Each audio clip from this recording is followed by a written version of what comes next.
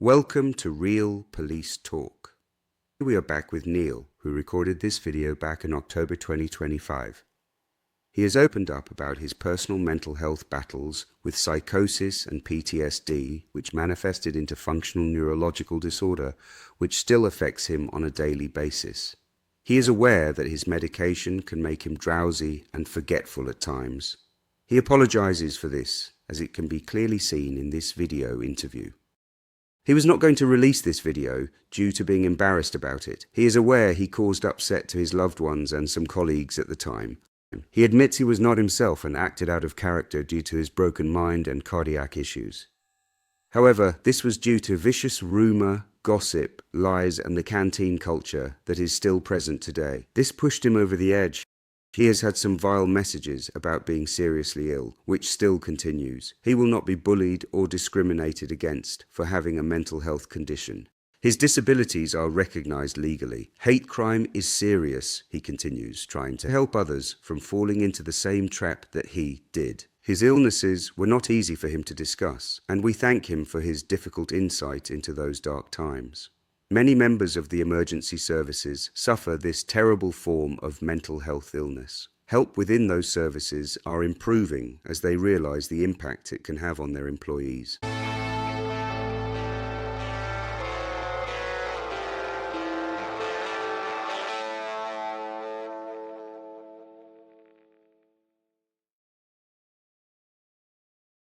Warning may contain language and descriptions that may cause offence. I think today we're going to talk about PTSD and how it affects people in different ways. I was diagnosed with PTSD in about 2020 and psychosis due to my job that I did and the sort of like day-to-day stuff that I had to deal with. Not all of it, obviously. A lot of it was due to incidents I went to. A lot of it because I've had nothing but therapy since. A lot of it's working where I worked. You had a bit of everything. I was first to the scene at many fatal accident. I was first to the scene, many suicides, many jobs that don't affect you at the time because you've got the switch that switches you into police mode and you just get on with it. So it's not an easy thing to talk about because it's different for everybody. But my particular experience of PTSD started about 2019, and having it dissected by a professional pinpoint pretty much when it started, which was about 2019. 2018, something like that. I can't remember exactly when, because the way that they work with you, they make you break it down and just leave it as a mush in your head so that you're not caught thinking about it or identifying your triggers that start your PTSD. It was very complex, but I remember the first time that it occurred with me was back in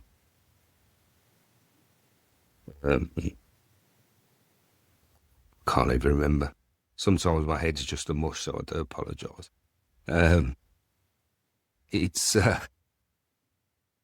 went to I was sat in my office. And I was doing some paperwork. All my officers were out doing different things. And all I had on was my t-shirt and my trousers. I didn't have any equipment with me whatsoever. They were on my belt, which were next to my desk, next to my body armour. And a call coming over the radio to say that somebody had just committed an aggravated burglary. And he had an axe. He'd come out of prison thinking he was going to the house of the people that had grassed him up for whatever crime he committed, but that person had moved on, so it was a complete stranger's house that he walked into, which must have been very frightening for the victim. Anyway, he left and then went into a busy shopping area where there was members of the public. He still had this axe. He was still fuming. They had him on CCTV and were watching him. And there was nobody about to go, so I ran out of the office. Again, I had my radio. That was all I had. I had no protective equipment. But it didn't even cross my mind. It didn't even think about it. And I was directed to him by CCTV. And by this time I had a mindset of, you know, just pure anger. Pure anger and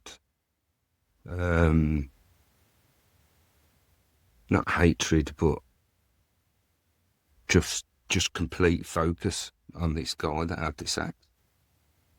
And he'd gone into a corner of a courtyard, and there was members of the public, you know, running away and stuff.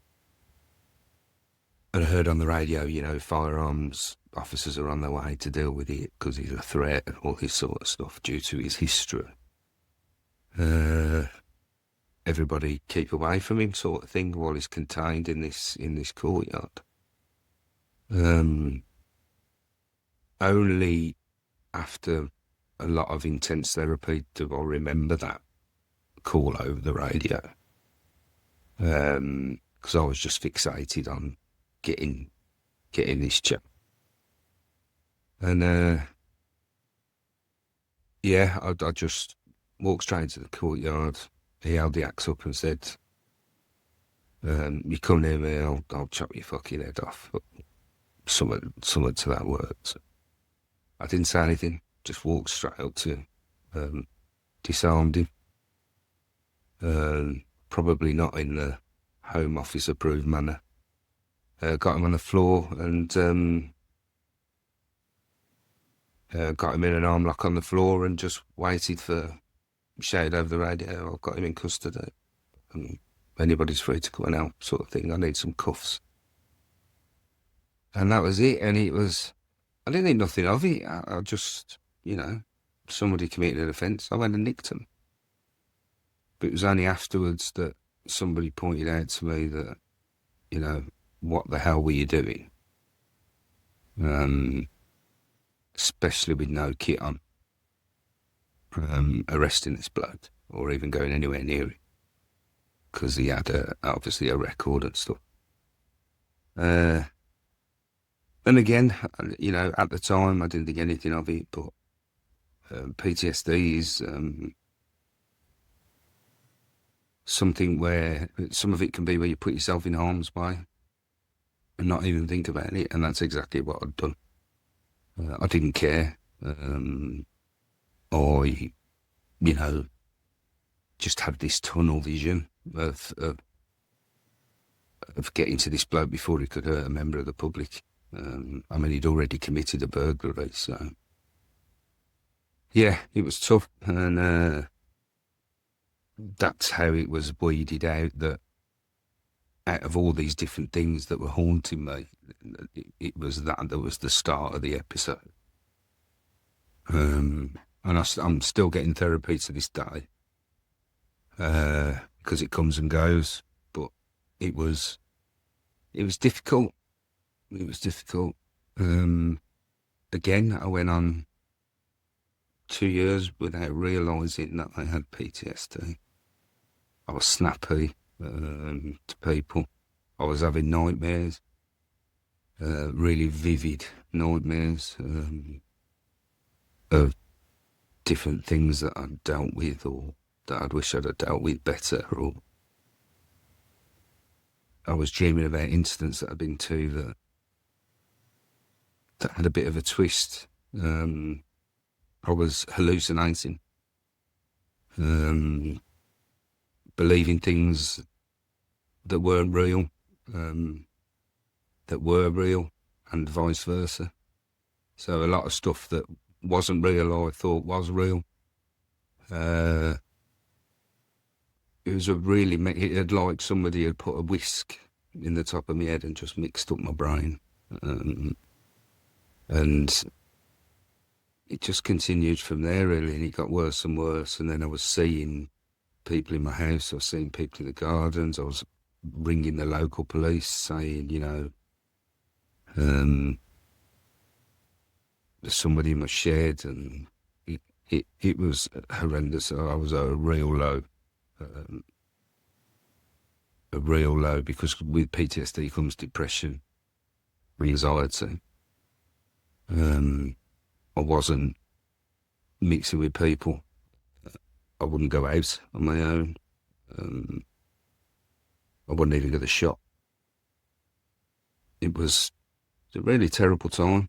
And sometimes it comes back, but not as vivid, not as intense, because I have learned my triggers through the help of, months and months of therapy, because I was even classed as a harm to the public at one point when I was off sick from work. I was banned from most police stations, well, all police stations, even though I still had a warrant card, I still had codes to get into police stations and things. But these were things that really disturbed me. And I had to go to the NHS for help because I didn't get any help from the force I worked for, which was awful, really, if you consider it. I think the help's in place now to help people who are started going through or get recognised as having some mental problem. But mine was really serious with, regards to thoughts of harming yourself and all these things, because your life just gets turned upside down and collapses. And for those that don't understand or are not willing to understand, or not willing to try and understand, it's a shame, really. Because I remember one guy from the Federation, he says to me, "Oh, you're feeling really sarcastic. You're feeling a bit depressed. You're feeling a bit anxious. Oh, what a shame." How I didn't take his head off, I'll never know. If he wasn't driving the car on a way to a meeting, if he wasn't driving the car and I was, I would have probably kicked him out of the car on the motorway. He wound me up that much. And that's just ignorance to the fact when somebody's got a really mental issue. And it's only now, all these years on, that you can appreciate that when you're there dealing with these jobs, or when you're there, dealing with somebody who's dead or has been mangled or whatever you want to call it,